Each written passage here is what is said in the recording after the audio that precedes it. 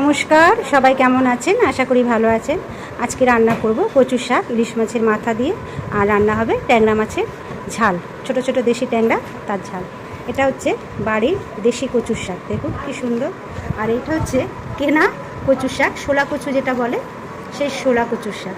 দুঝুরি হয়েছে, একটা দেশি বাড়ির আর একটা কেনা। কেটে নিয়েছি, চলুন আমি এটা ধুয়ে সিদ্ধ বসিয়ে দিই। কচুর শাক আমি ভালো করে ধুয়ে সিদ্ধ বসিয়ে দিয়েছি। যেটা ওই যে বলছিলাম যে কিনে নিয়ে এসেছি শোলা কচু, ওটা ধুয়ে সিদ্ধ বসিয়েছি। এটা একটু সিদ্ধ হয়ে গেলে তারপর দেশি শাকটা ধুয়ে আবার দিয়ে দেবো। একটু ঢেকে দিই, একটু নেড়ে দিই, দিয়ে আর এক ঝুড়ি রয়েছে ওটাও দিয়ে দেবো এর মধ্যে। এবার একটু নুন দিয়ে দেবো, একটু নেড়ে নুন দিয়ে দেবো। দেখুন কত কমে গেছে, এক কড়াই ছিল।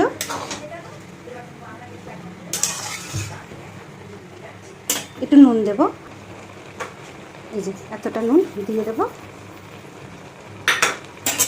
দিয়ে আর একটু নেড়ে তারপরে আর এক ঝুড়ি কচু শাক দিয়ে দেবো। এটা একটু সিদ্ধ হয়ে কমে যাক, তারপরে এটা দেবো।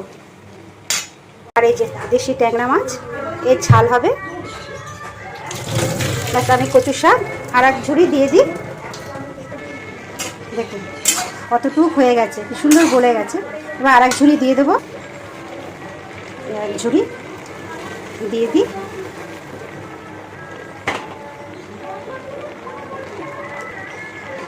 আর এক ঝুড়ি দিয়ে দিলাম,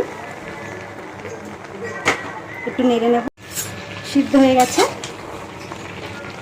ভালো মতন, দু ঝুড়ি কচুর শাক আমি সিদ্ধ করে নিয়েছি। এবার আমি এটাকে নামিয়ে জল ঝরাতে দেবো। চলুন নামিয়ে নিই। কচুর শাক সিদ্ধ করে এই ঝুড়িতে ঢেলে রেখেছি, জল ঝরাতে দিয়েছি। তেল গরম হয়ে গেছে, এবার মাছের মাথাগুলো দিয়ে দেবো। দিয়ে দেবো,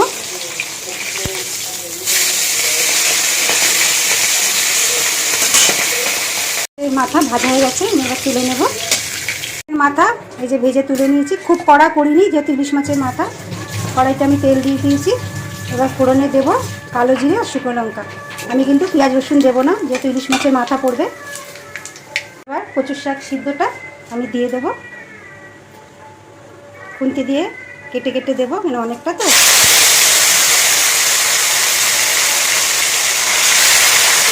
এবার নুন হলুদগুলো দিয়ে দেবো, নুন আর একটু দেবো, আর এইটুকু দেবো, যেহেতু সিদ্ধ করার সময় নুন দিয়েছিলাম। এবার দিয়ে দেবো একটু হলুদ গুঁড়ো,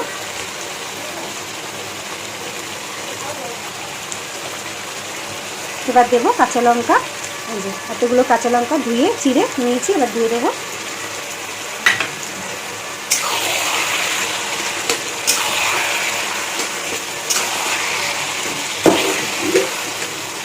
আমার দেখুন অনেকটা শুকিয়ে গেছে। এবার ইলিশ মাছের মাথাগুলো দিয়ে দেবো, ভেজে রাখা ইলিশ মাছের মাথা।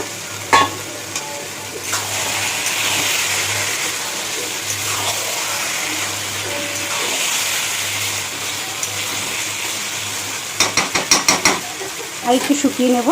কচুর শাক আমার প্রায় হয়ে এসেছে, দেখুন খুব সুন্দর আঠা আঠা হয়েছে। আর সব জল কিন্তু পুরো শুকিয়ে নিয়েছি, দেখুন খুব সুন্দর আঠা আঠা হয়েছে কচুর শাকে। এবার দিয়ে দেবো একটু চিনি। তো চিনি না দিলে স্বাদ আসবে না, অনেকটা কচুর শাক তো। চিনিটা দিয়ে আর একটু ভালো করে শুকিয়ে নেব, চিনির একটা রস আছে। কচুর শাক হয়ে গেছে, এবার আমি নামিয়ে দেবো। কি সুন্দর আঠা আঠা হয়েছে, এবার নামাবো। এই কচুর শাক নামিয়ে নিয়েছি। এবার চলুন ট্যাংরা মাছের ঝালটা করে নিই। গ্যাসে কড়াই বসিয়ে দিয়েছি, কড়াই গরম হয়েছে, তেল দিয়ে দিয়েছি। তেলটা গরম হোক, ততক্ষণ আমি মাছে নুন হলুদটা মেখে নেব। দেবো হলুদ গুঁড়ো,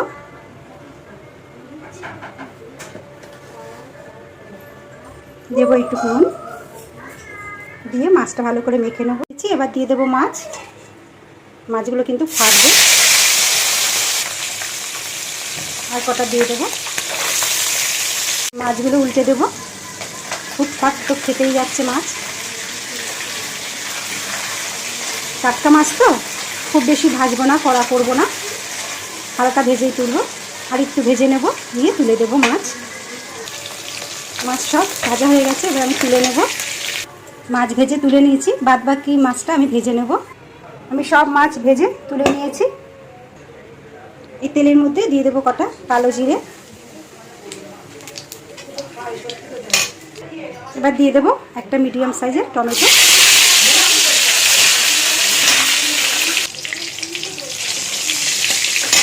এবার দিয়ে দেবো এখানে গুঁড়ো মশলাটা, স্বাদ মতন নুন, লঙ্কার গুঁড়ো, হলুদ, জিরে গুঁড়ো, একটু জল দিয়ে আমি দেবো। আমি এই কাঁচা লঙ্কা চিড়ে রেখেছিলাম, এটা জল দিয়ে দিচ্ছি। এবার মশলাগুলো দিয়ে দেবো, তাহলে আর জল দিতে লাগবে না এক্সট্রা। এটা দিয়ে একবারে কষিয়ে নেব। খুব হালকা মশলা দিয়ে করবো, কেন টাটকা মাছ তো, বেশি তেল মশলা দেবো না। মাছের মশলা কষে গেছে, এবার দিয়ে দেবো জল।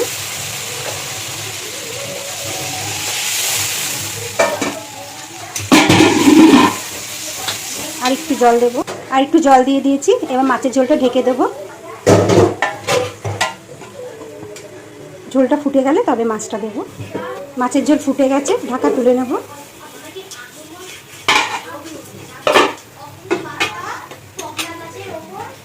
গ্যাসের আগুনটা দেখুন, জোরে থাকলে খুব তাড়াতাড়ি রান্না হয়ে যায়। দিয়ে দিলাম মাছ ভাজা।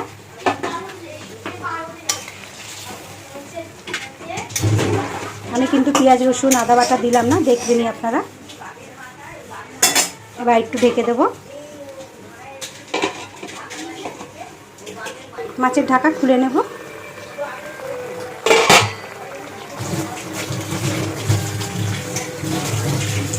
মাছের ঝোলটা আর শুকাবো না, এইটুকুই রাখবো। দিয়ে দেবো একটু ধনেপাতা।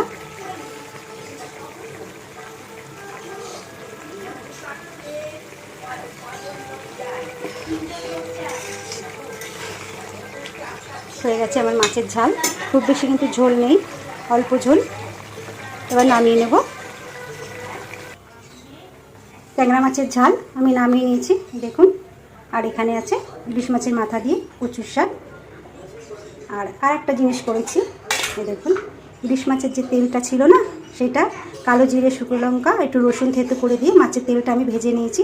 এটা গরম ভাতে খেতে খুব ভালো লাগে। অনেকে হয়তো আপনারা খেয়েছেন, অনেকেও খাননি। যারা খাননি তারা এটা ভেজে খেয়ে দেখবেন, খুব ভালো লাগে।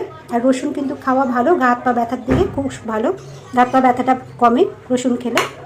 রসুন ভাজার যে তেলটা, সেটা খেলে গা হাত পা ব্যথাটা অনেকটা কমে। ব্যাস, আজকে আমার রান্না শেষ, এই পর্যন্তই। সবাই ভালো থাকবেন, সুস্থ থাকবেন। আমার রান্নাটা ভালো লাগলে একটা লাইক করে দেবেন। আবার সবার সঙ্গে পরে দেখা হবে।